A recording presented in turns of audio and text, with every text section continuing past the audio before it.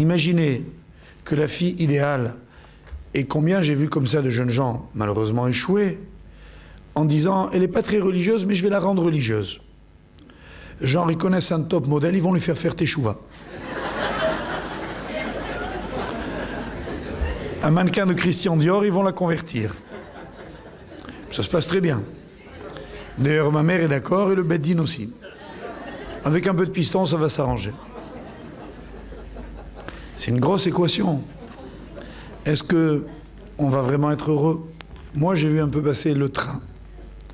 Et j'ai vu très peu de gens partis comme ça, arriver vraiment à bon port. Je crois que le regard neuf qu'il faut poser sur votre mariage, c'est celui qui consiste à savoir si vous avez vraiment, au fond de vous, clair, les critères de jugement. Et permettez-moi de vous rappeler ma phrase préférée, c'est pas parce qu'elle est de moi, c'est parce qu'elle est vraie.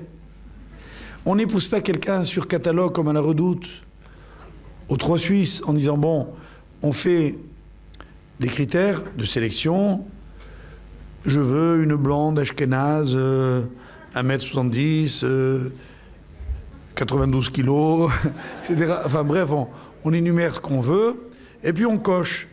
Quand il y a 5 points cochés sur 10, bon, on tente le risque. OK? Voilà comment la plupart du temps, inconsciemment, hein, les gens conçoivent leur approche du couple.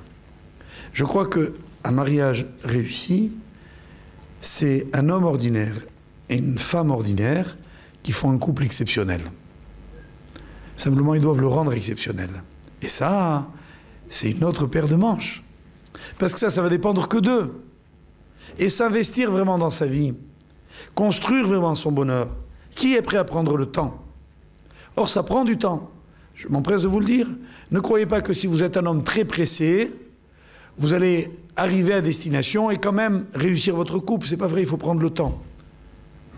À propos d'hommes pressés, on m'a raconté que sur un des derniers Paris-New York, il y a un homme d'affaires très pressé qui monte et qui dit à l'hôtesse de l'air, écoutez, moi j'ai pas de temps à perdre, je voudrais apprendre l'anglais pendant le vol.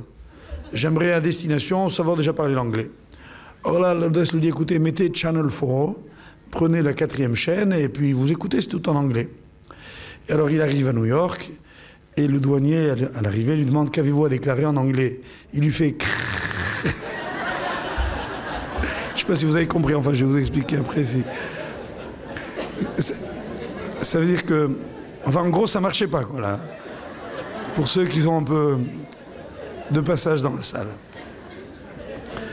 Alors en fait, en étant trop pressé, on ne prend pas le temps de bâtir son bonheur, on croit le trouver comme un fruit mûr, on choisit des critères que d'autres ont choisis pour vous, et au fond, on attend encore mieux. Encore mieux. Et lorsque la Gemara dans Gittin a dit que se marier c'est une décision, elle sait ce qu'elle dit. Là-bas, la Mishnah dit, c'est la dernière Mishnah dit qu'on peut divorcer si on trouve une femme plus belle que la sienne. Un texte scandaleux. Vous êtes d'accord? Scandaleux. Et voilà comment disent les Chachamim, ils disent, mais qu'est-ce que ça veut dire? C'est le Chida qui explique comme ça. Rabbi Chaim David Yosef Azoulay. Il dit, si un homme est capable de trouver une femme plus belle que la sienne, c'est qu'il n'a jamais aimé la première. D'accord? Ça veut dire que lorsque vous vous mariez, mes chers amis, prenez une décision, j'ai bien dit une décision, c'est que la plus belle femme, c'est la vôtre. Donc il n'y a pas à chercher ailleurs. Il y a des hommes qui se disent après un an ou deux, tiens, finalement, elle était pas mal celle-là. Puis peut-être ça va quand même marcher. Et c'est de là que naissent toutes les perversions, que j'ai pas besoin de décrire, elles sont tellement évidentes.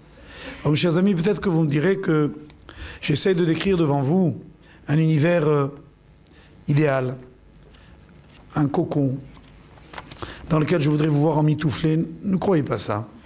Je pense qu'un couple juif authentique, il assume toutes les tempêtes de la vie. Il entend tous les drames de la vie. Et il voit toutes les choses de la vie. Simplement, il a décidé de se construire un univers protégé. Et on a le droit, à un moment donné, de se réfugier dans ce qui nous construit, nous-mêmes. On a besoin de se construire soi-même. Et se construire, c'est précisément être dans un lieu dans lequel on ne m'aime plus en fonction de mes qualités, mais tout simplement parce que j'existe. c'est par exemple l'amour maternel. Notre mère, pourquoi les mamans, elles adorent leurs bébés? Même s'ils sont affreux. Parce que c'est leur bébé. Pourquoi ne pas rêver de cette relation dans le couple? D'accord? Se dire finalement que j'ai pas choisi mes enfants, ils sont venus comme ils sont. J'ai choisi ma femme, alors j'ai le droit, là, de prendre ce qu'il y a de mieux. Mais c'est justement parce que j'ai pris ma décision qu'en fait, la perfection est au rendez-vous.